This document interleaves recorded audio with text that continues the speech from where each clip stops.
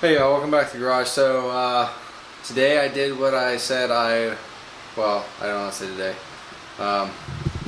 Yes, last night, and today I did what I said I wasn't going to do, and that is put turn signals on the chopper. So at first I tried to do it, and it was kind of, like hard because I don't know what I'm doing, obviously. I'm not a real mechanic or electrician. So I gave it another go at it, mainly because the state I'm in needs you need turn signals after 1972 in order to get it inspected, registered, all that kind of stuff. And since I have to do and go get like all the paperwork done on it once I've finished building it, I had to get them on there somehow. So I'm going to show you what that looks like and how I did it. And it's going to be a really short video, just me kind of going over it. So let's take a look at the bike.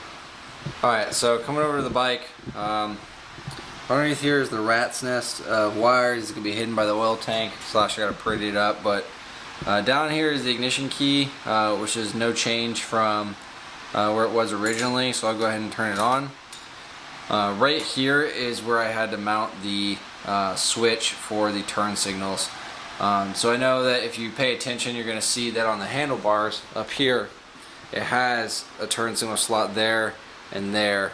However, these are the same as the horn. So when I press the horn, it goes because it connects the circuit, and then when you let go, it breaks the circuit. But these are wired the same way.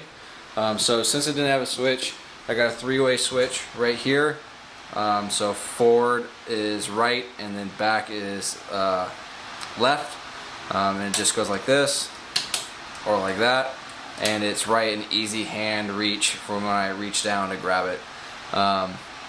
Looking underneath here, the wires going up here. I have two 5-pin relays connected underneath here, and then an LED flashing LED flasher right there. So I'm not going to go over how I wired it because I'm not done. I need to put a fuse still in it somewhere.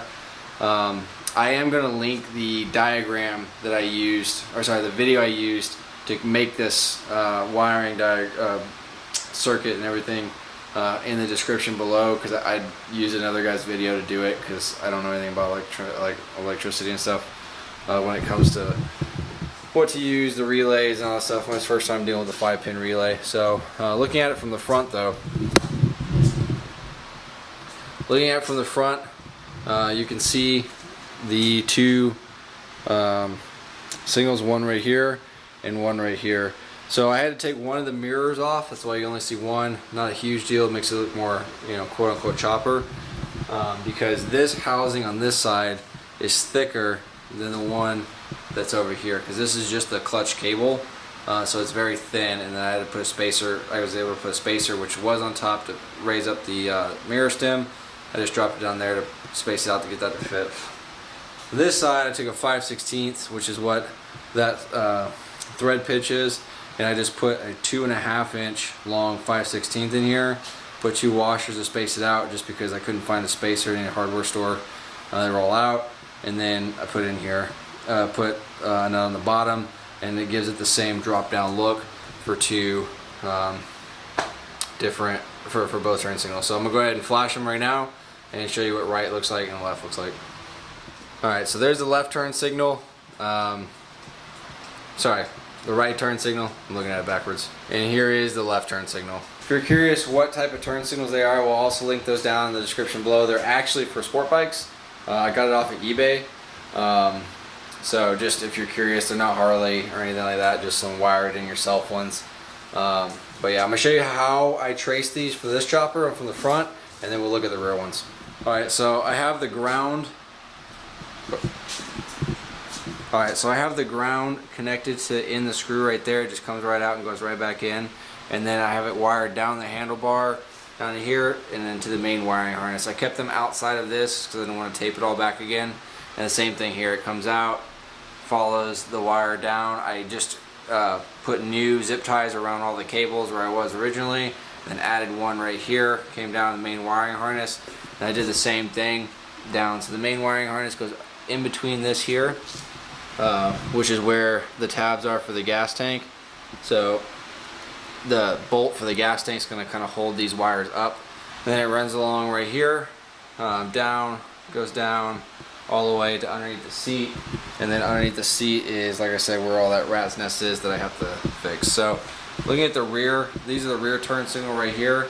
It basically just goes into the bolt where the sissy bar connects to the fender. So then I grounded it just the same, just like that right here. Ran the wire down. It comes up like this, goes past the switch underneath here, and then disappears back underneath. And then this one over here follows the same pattern, goes up and then back underneath.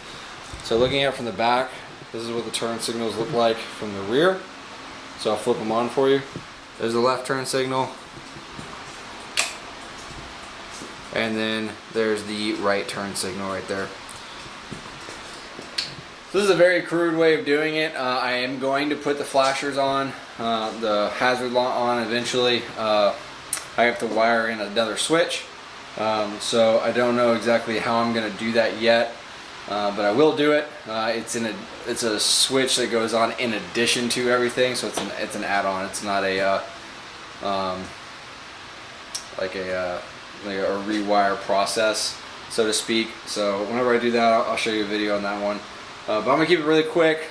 This is just the turn signals I put on the bike, kind of like what it looks like, how I did it, how I kind of tucked everything away. I'm really waiting on the oil tank to come back from paint. I talked to the painter on the phone yesterday, and the gas tank and oil tank hopefully will be back next week. Of course, I'll have it back probably before you see this video, but regardless, it's supposed hopefully this will be coming back soon. So I can get the wiring tucked away and everything, make sure that's good to go, get the bike cranked up for the first time. Everything works. I'm just really waiting on those parts to come back painted. Now I have turn signals, so they're one step forward. Last couple things I got to do though, after I get this stuff back from paint, assuming it runs, which it probably won't, knowing my luck with bikes, but is put the hazards on, and then once I get the hazards on, take it for its first inaugural ride, make sure everything runs good, and make sure all the cables are adjusted right, and then kind of get the rear brake pedal kind of fitted better. It depresses, but I need to like shave some more off and grind some more off, and kind of extend it out a little bit to make it really give a good rear brake feel. So alright, so we're back. The other switch came in right here, which is I don't know, I forget what the video the guy said it was single throw double pole switch, I believe is what it was. I'll have both of them linked down in the description that I got this from, this wiring diagram from. So I got it right here. It came in a pack of 3. The on-off came, which is kind of hard to see. The on-off here came disassembled, and you had to like put it on here, just thread, super simple. So with that being said, we're gonna get this wired up and put on the bike and see if we can't get our hazards to work. So essentially you'll have power going into one of these. Don't know which one yet. We have power going into one of these on the off side. We gotta look back at the video for reference that I linked down below. And then you're going to jump the power, and then you're going to, on the other two, put it to the both right and left turn signal side. So I'm going to show you how I wire this up, and then you can take a look at it. We're going to take a look at it together and put it on the bike. So let's get to looking. Alright, so I already made a jump wire here. It's basically just two ends right here and here. And a short little wire. I wrapped the ends with tape, electrical tape, just to keep them secure in there, so I wouldn't actually pull them out or anything like that. And yeah, we're gonna wire it up. All right, so we're down here at the bike. This was the turn signal switch you saw earlier in the other video, and this is the double pole, or the single throw double pole switch, or whatever it was called. Anyway, so in the off position here, I attached the wire that connects to the power end of this one. So the middle little like inlet here that runs in here, I just ran a separate wire out here to the power. Ran this one that I just showed you, jumped it over to the other side, and then I attached the wires for the two turn signals onto each, on one of them onto each side over here on the on side. It doesn't really matter which one you attach, right or left. It doesn't really matter, because when you flip it, it's going to give power to both, and it's going to jump over this one and give power to the hazards. So what I'm going to do now is I'm going to take this here and I'm going to wrap electrical tape around this part here. I actually ordered some boots to go over here. All they're going to do is screw on here like this and just cover this throw so it just doesn't get wet in there. And then I'm going to use electrical tape to wrap around this here to cover all this, to kind of like black it out / waterproof it. So I'm going to do that right now. Alright, so now that I got it all taped, kind of like with electrical tape, as you can even see here, it blends in with the black seat and the black powder coat on the frame and the rest of the black wiring. And once the oil tank gets over here, which will be in this space right here, which is also black, so that'll kind of all make it disappear. So now I'm going to take zip ties and I'm going to do exactly the same thing that I did with the other one, and zip tie it like this, which I now realize I forgot what I did last time, and that was last time I did not. I did this every single time. I taped over it before I could zip tie it, so that's fun. So now I'm going to have to untape this again and then retape it and go through the whole process again, which is fantastic. Alright, and just like that, it is now zip tied here, so it's not going anywhere. This one's also not going anywhere, and they're both in an easy accessible position, so I can just reach my hand down, flip the switch back and forth. I know it's like really hard to focus right now.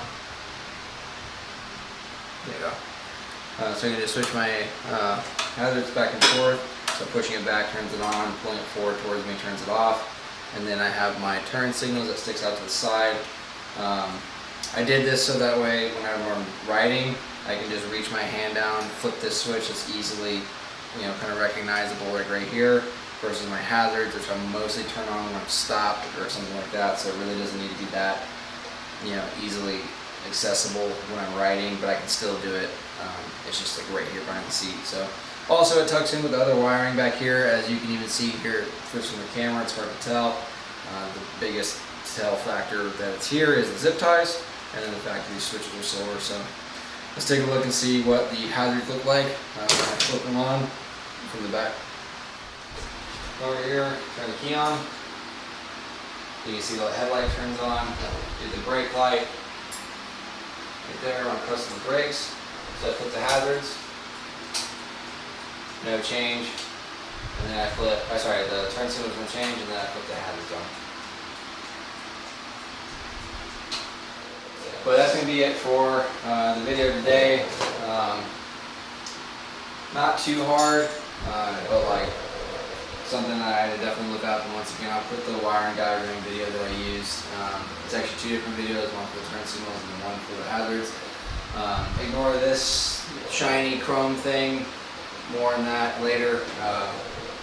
But with that being said, I talked to the painter today, and he was literally painting, started working on the gas tank today, so I sent him some more reference photos. Luckily, I've been to Harley-Davidson Museum and took pictures of the gas tanks, so that really helped. A nice high-quality photo that I took for my visit to send to him. So hopefully that'll be getting done, and then once those products come back, I'll do a video on paint and go over all that, as well as putting this stuff on, and then I'll do the first startup, hopefully, assuming everything goes well. Yeah, so if you like what you see here and you want to see more, please like, comment, subscribe. Go check out Street Life videos, Trip to Sturgis, the Chopper, my wife's Dinah, everything like that. Yeah, so I'll see you on the next one.